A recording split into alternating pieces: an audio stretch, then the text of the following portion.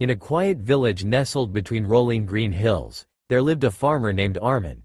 He was known far and wide for his hard-working nature and his lush, thriving farm. Armin lived alone, spending his days tending to his crops and animals. Despite his solitary life, he was well respected and often sought for advice. But there was one thing about Armin that people whispered about. He owned an old, mysterious well at the edge of his property. The well had been there for generations, long before Armin inherited the land. Rumor had it that the well could talk. Many villagers claimed to have heard it speak, but Armin always dismissed such tales, believing them to be nothing more than superstitions. One year, the rains failed, and the village was gripped by a terrible drought, the rivers. He was known far and wide for his hard-working nature and his lush, thriving farm. Armin lived alone, spending his days tending to his crops and animals. Despite his solitary life, he was well respected and often sought for advice. But there was one thing about Armin that people whispered about. He owned an old, mysterious well at the edge of his property. The well had been there for generations, long before Armin inherited the land. Rumor had it that the well could talk. Many villagers claimed to have heard it speak, but Armin always dismissed such tales, believing them to be nothing more than superstitions.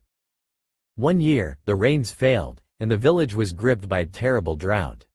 The rivers dried up, ponds vanished, and even the most reliable wells stopped yielding water. Desperation spread like wildfire. Armin's crops began to wither, and his animals grew weak from thirst. The only source of water left was his ancient well. One evening, as the sun dipped below the horizon, Armin decided to draw water from the old well. He lowered the bucket, and as it hit the surface of the water, he heard a soft, melodic voice. "Why do you seek my water, Armin?" the well asked. Startled, Armin froze. He looked around, convinced that someone was playing a trick on him. But there was no one in sight. The voice came again, echoing from the depths of the well. "Do not be afraid, Armin. I have always been here, watching over your land. But I do not give my water freely. You must earn it." "What must I do?" Armin asked, his voice trembling. "Seek advice from the villagers," the well replied. "When you are certain of the right path, return to me." The next morning, Armin set out to gather wisdom from the villagers. His first stop was the village elder, a man named Malik. Known for his age and experience, Malik was regarded as the wisest person in the village. "Ah, the talking well," Malik mused when Armin explained his predicament. "Such wells are rare and powerful.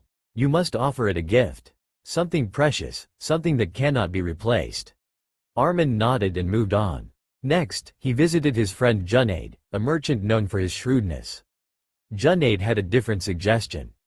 "Don't waste time on superstitions," Junaid scoffed. "If the well talks, it's probably just an echo. Lower a bigger bucket and draw more water before it runs out." Confused but determined, Armin decided to seek the advice of a third person, Maria, the village healer. Maria listened carefully and then said, "The well is testing you. It wants to see if you are humble and wise. Perhaps you should apologize for ignoring it all these years." By the end of the day, Armin had a long list of conflicting suggestions. Some told him to pray, others advised him to dig a new well, and a few even suggested leaving the village altogether. Overwhelmed, Armin returned home, unsure of what to do. That night, Armin couldn't sleep. The words of the villagers swirled in his mind, each one more convincing than the last. But deep down, he felt uneasy. None of the advice truly resonated with him. As he lay awake, he remembered something his father had told him long ago. "Listen to everyone, but trust your heart. The right path is often the one you already know."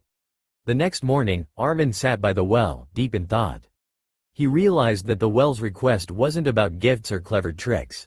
It was about understanding the value of water and the responsibility that came with it. With newfound clarity, Armin spoke to the well. "I've heard many suggestions, but I believe the answer lies in gratitude and care. Your water has sustained this land for generations. I promise to honor it, to use it wisely, and to share it with those in need."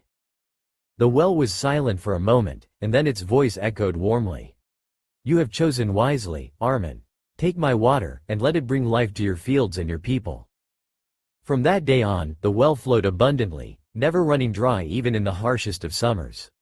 Armin kept his promise, sharing the water with the village and teaching others the importance of conserving and respecting nature's gifts. The villagers, in turn, admired Armin not only for his wisdom but also for his humility and generosity.